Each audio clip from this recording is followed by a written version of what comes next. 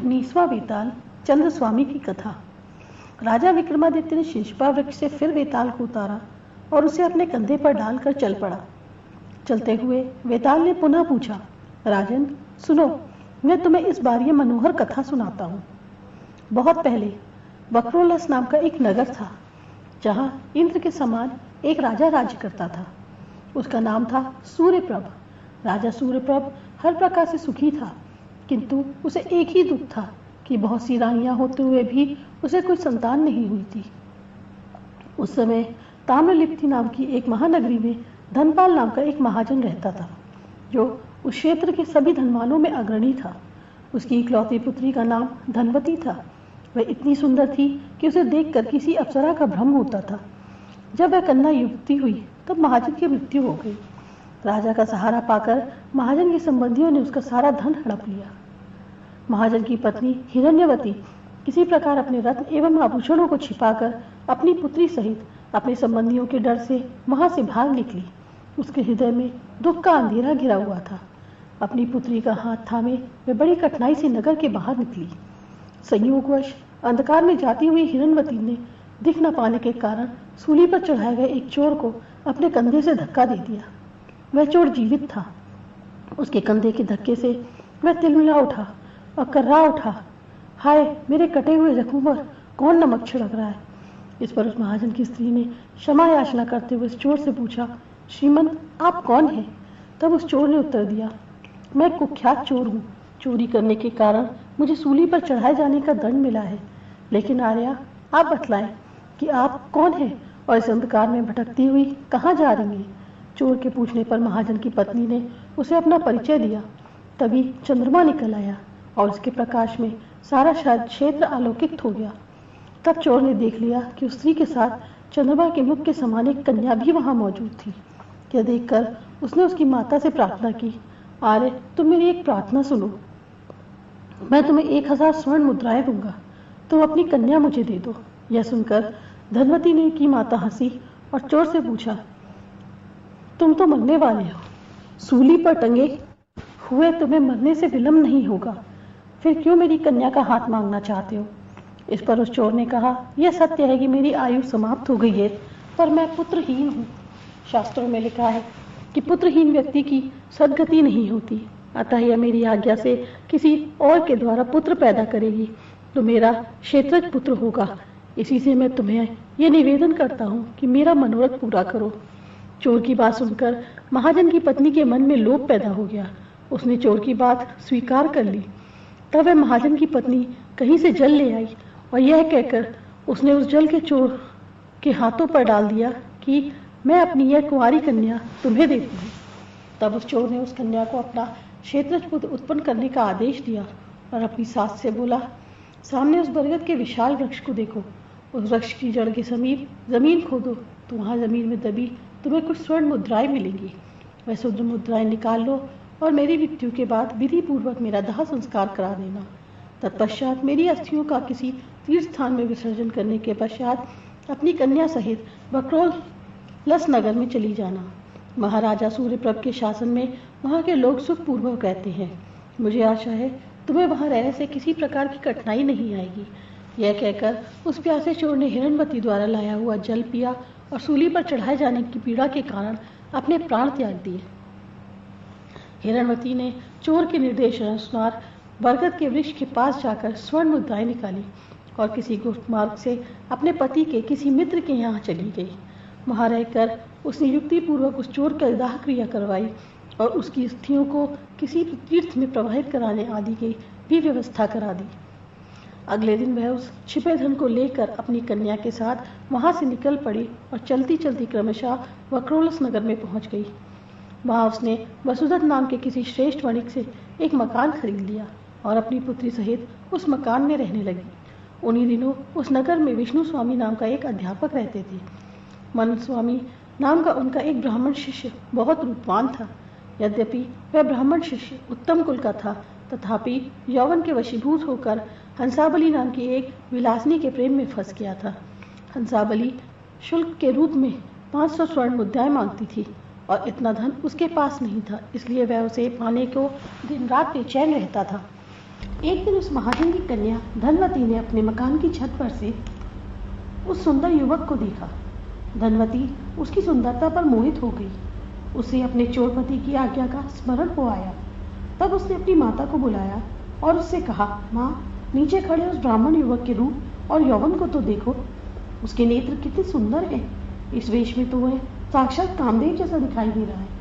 यह सुनकर उसकी माता हिरण्यवती समझ गई कि धनवती को यह युवक पसंद आ गया है। तब उसे मन में सोचा, पति की आज्ञा से पुत्र प्राप्ति के लिए मेरी पुत्री को किसी पुरुष का वरण तो करना ही है। फिर क्यों न इसी युवक से अनुरोध किया जाए।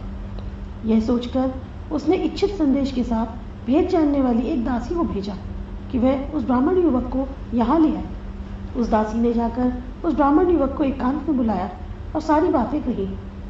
उन्हें सुनकर वह व्यसनी ब्राह्मण युवक बोला, यदि मुझे हंसावली के लिए 500 सोने की मोहरें दे तो मैं एक रात के लिए वहां जा सकता हूँ। उसके ऐसा कहने पर दासी ने यह बात महाजन की स्त्री से कही। महाजन की स्त्री ने उसी के हाथ उतना धन भेज दिया। वह धन लेकर मनस्वामी उस दासी के साथ महाजन की कन्या उस धनवती के महल में गया, जो एक रात्रि के लिए उसे अर्पित कर दी गई थी। वहां मनस्वामी ने अत्यंत उत्कंठित उस कन्या को देखा, जिसने धरती को विभूषित कर रखा था। चकोर जिस प्रकार चांद को देखता है, वैसे ही वह धनवती को देखकर प्रसन्न हुआ। उसने धनवती के साथ समागम करते हुए वह रात बिताई। सवेरा होने पर जिस प्रकार से वह वहां आया था, उसी प्रकार से वहां से निकल कर चला गया। समय पाकर धनवती गर्भवती हुई और उसने मनस्वामी के अंश रूप एक सुंदर बालक को जन्म दिया। बालक के लक्षण उसके उज्जवल भविष्य की सूचना दे रहे थे। पुत्र के रूप में उस बालक को पाकर धनवती बहुत संतुष्ट हुई। रात में भगवान शिव ने स्वप्न में उन्हें दर्शन देकर आदेश दिया कि सहस्त्र सहस्त्र मुद्राओं के साथ पालने में लेटे हुए इस बालक को सवेरे राजा सूर्यप्रभ के दरवाजे पर छोड़ाओ। इससे इसका और तुम्हारा दोनों का कल्याण होगा।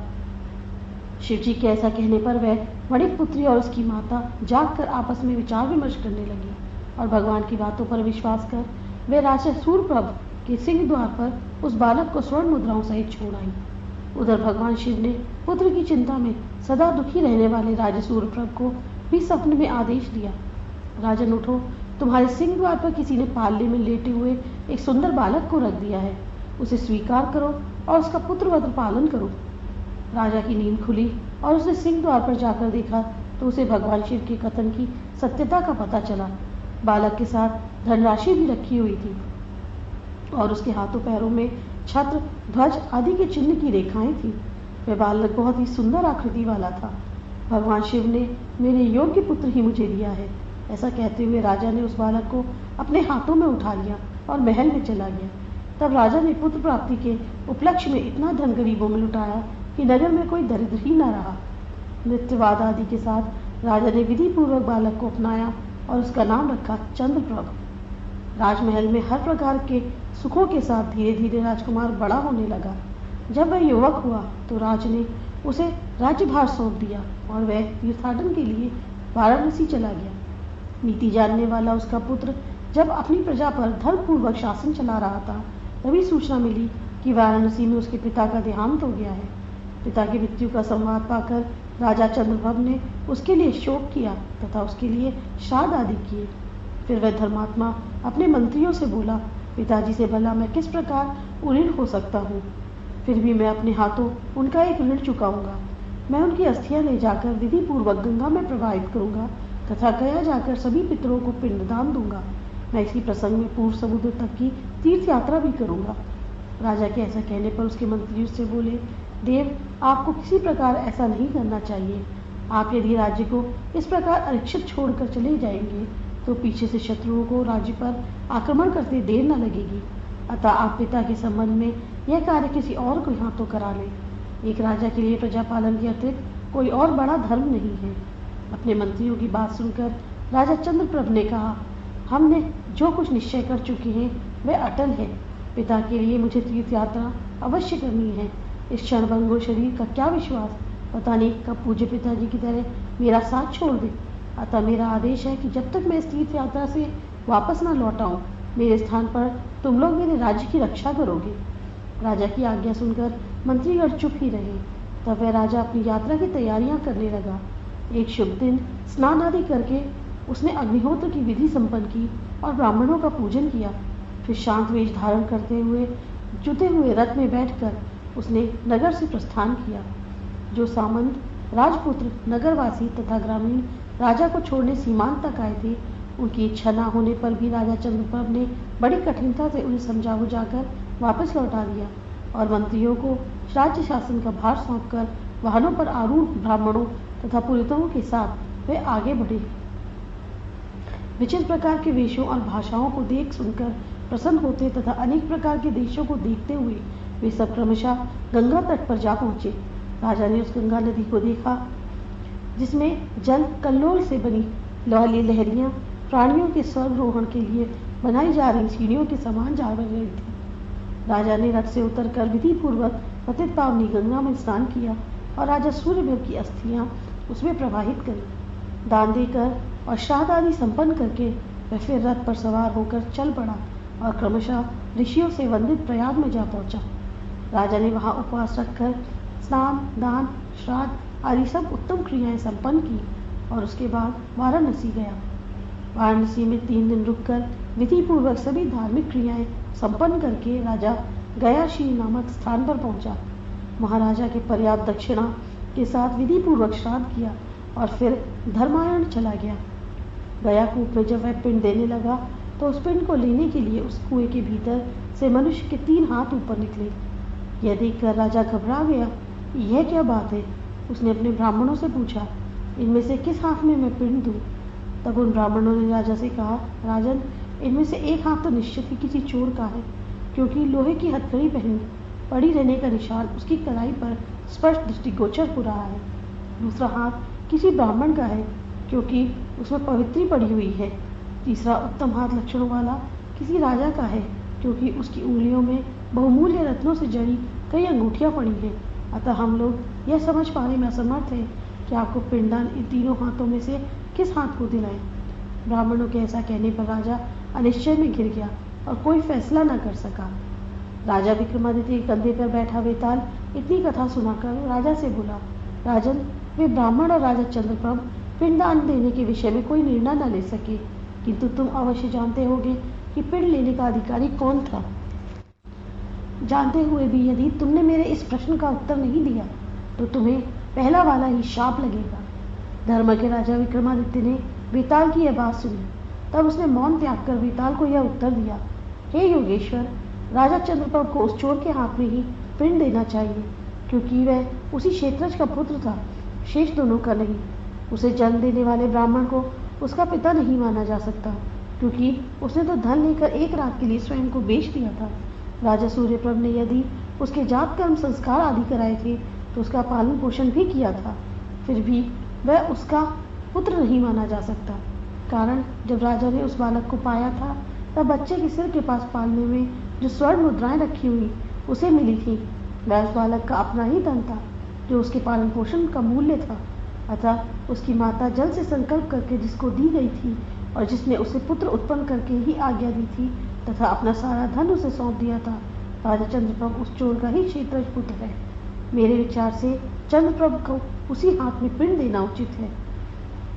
राजा के इस सटीक उत्तर पर वेताल संतुष्ट हो गया और पहले की भांति उसके कंधे से उतरकर पुनः उसी शिंशपा वृक्ष की ओर उड़ गया जहां से राजा विक्रम ने उसे लाया था। राजा विक्रमादित्य भी पहले की ही भांति उसे वापस लेने के लिए उसी स्थान की ओर चल पड़ा।